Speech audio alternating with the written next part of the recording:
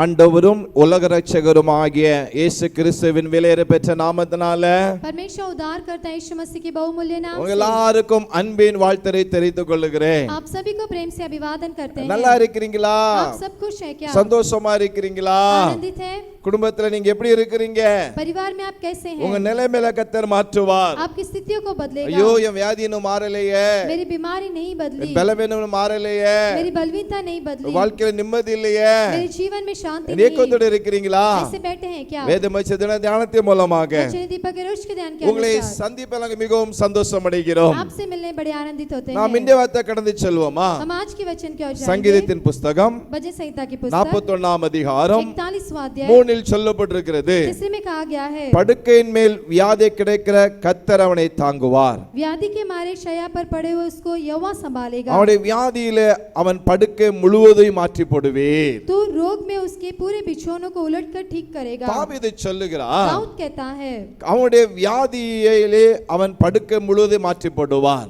उसकी व्याधि को उसके बिछौने से हटा உங்களுடைய देगा. வாழ்க்கை முழுவதுமாக படுக்கையாகி விட்டதா? आपके जीवन पूरे ऐसे बिछौने पर है क्या? வியாதியினால படுக்கையாகி விட்டீங்களா? बीमारी की वजह से बिछौने पर ஏதோ है ஒரு क्या? காரியத்தினால சிறைப்பட்டு காணப்பட்டு கொண்டு இருக்கிறீங்களா? कोई तो कार्य से आप जकड़े हुए हैं क्या? ஆண்டவர் சொல்லுகிறார், परमेश्वर कहता है, கர்த்தருடைய வார்த்தை சொல்லுகிறது, परमेश्वर के वचन कहती है, அவனுடைய வியாதியிலே அவன் படுக்கை முழுவதும் மாற்றி போடுவார். उसकी व्याधि के मारे शैया पर पड़े उसे बदल देगा. ஆண்டவர் இன்றைக்கு ஒரு சுகத்தை உங்களுக்கு கொடுப்பார். परमेश्वर आपको एक चंगाई को देगा. தம்முடைய வார்த்தை அனுப்பி உங்களை சுகப்படுத்துவார். अपने वचन को भेजकर चंगा करेगा.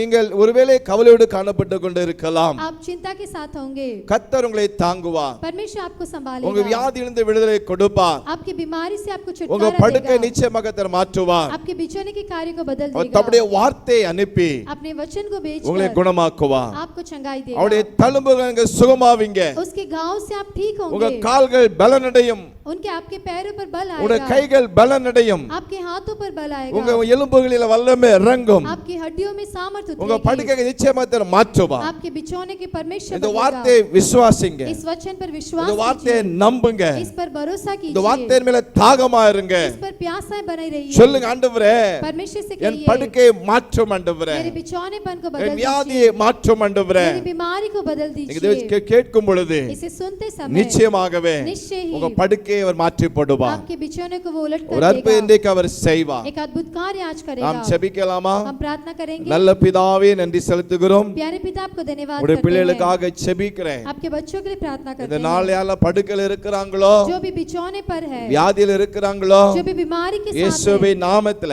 यीशु के नाम ஒரு से வல்லமை இறங்குவதாக, एक सामत उतरना है. சுகப்படுத்துவீராக, आप चंगाई दीजिए. அற்புதம் செய்வீராக, अद्भुत कार्य कीजिए. கால்கள் கைகள் திடனடையட்டும். हाथ पैरों में बल दीजिए. ஒரு அற்புதம் இன்னைக்கு செய்யும் ஆண்டவரே. आज एक अद्भुत कार्य ஜெபத்தை कीजिए. எடுத்ததுக்காக நன்றி. प्रार्थना सुने धन्यवाद. இயேசு மூலம் ஜெபங்களும் நல்ல பிதாவே. यीशु के नाम से मांगते अच्छे पिता. ஆமென். आमेन.